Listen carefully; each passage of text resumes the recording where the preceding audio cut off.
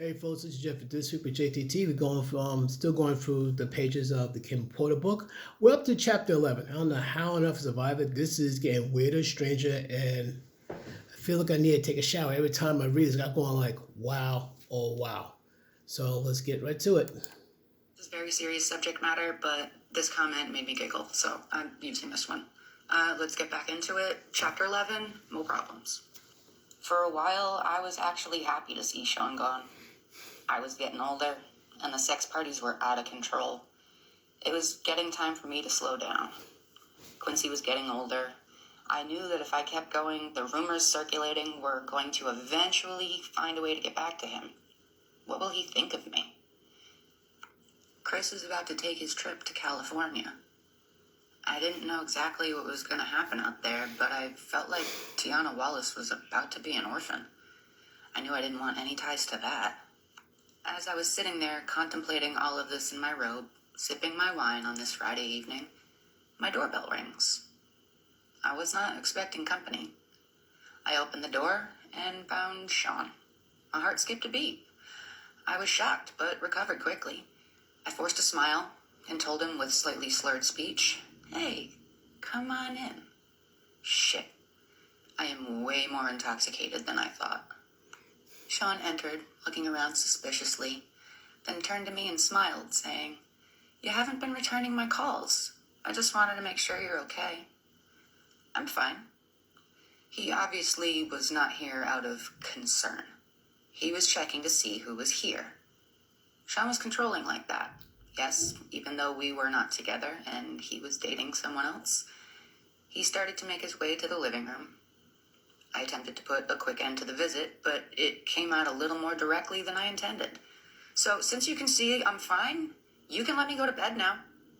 Part of me wanted him to stay. As he entered the living room, I was forced to follow. Sean was very direct with his next inquiry. "Is someone else waiting for you?" "No, but Sean, we're not together. You're dating someone else. I can fuck whoever I choose." With this, Sean became irate. He fiercely slammed me to the ground. Then he pulled out a .22 and sat it on the end table. He turned to me calmly. I was scared. My voice quivered as I pled to him, "Sean, please stop. Quincy is here." How did we get here? How did we get to the point that he was in my living room threatening me with a gun? He knelt on one knee and got right in my face to say, "You're mine. You don't have a choice in that now. I can't live without you." He stood up, composing himself. I was terrified as I whimpered, "Sean, that's not love." Sean picked up his gun and cocked it. He looked at me almost thoughtfully and asked, "Have you ever heard, if I can't have you, no one can?" "Sean, please, don't. Please, Quincy will hear." Sean smiled and put the gun away, saying, "Oh, this is just for dramatic effect. I would never shoot you. If I was going to kill you, no one will trace it to me. You know how many people I've had to take care of over the years? It would be quiet. Something in your food, your drink. Something that'll never get back to me. I wouldn't shoot you. Do you understand?" I could only nod, tears flowing down my cheeks. He looked at me thoughtfully as he reached down to help me up. I could do nothing but agree. He's a terrifying monster. Now he wanted to smooth it over, and I had to go along with it. What else could I do? "Listen, baby, I don't ever want to hurt you. You know I really love you, or I would have moved on. Thinking about my life without you is just too hard. If someone ever tried to hurt you, I would kill them." My back hurt from where I hit it on the table when he shoved me. All I could do as he helped me up was nod that I understood through my streaming tears, which he wiped. He looked toward Quincy's room. "Let me say goodnight?" "No, Sean, please, Thinking quickly, "He has to get up in the morning." Sean looked at me with an unreadable look. He was studying me. "Okay, I'm gonna go." Nervously, I walked him to the front door. This is over. Thank God. He kissed me.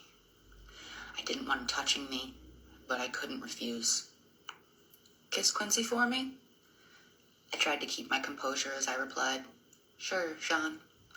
He opened the door to leave. The bodyguard that was waiting outside escorted him to the car. This was far worse than I realized. Why would he need a bodyguard at my front door? How was he anticipating this to go? After I shut the door, I had another drink. For tonight, the nightmare was over.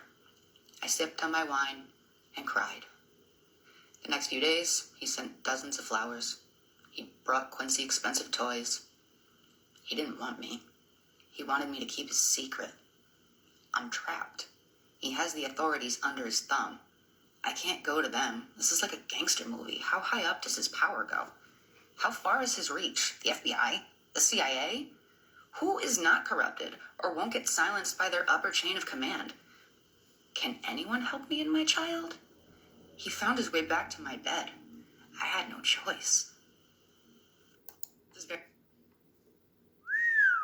Wow. Yeah. And the scary part, he said the gun is for dramatic effect. That's true.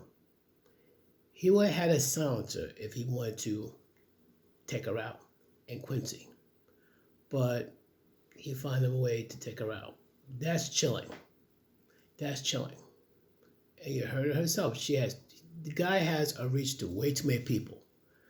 I believe cops maybe, but I don't think some federal officials, not the top ones. Maybe the lower tier ones, but not the top ones.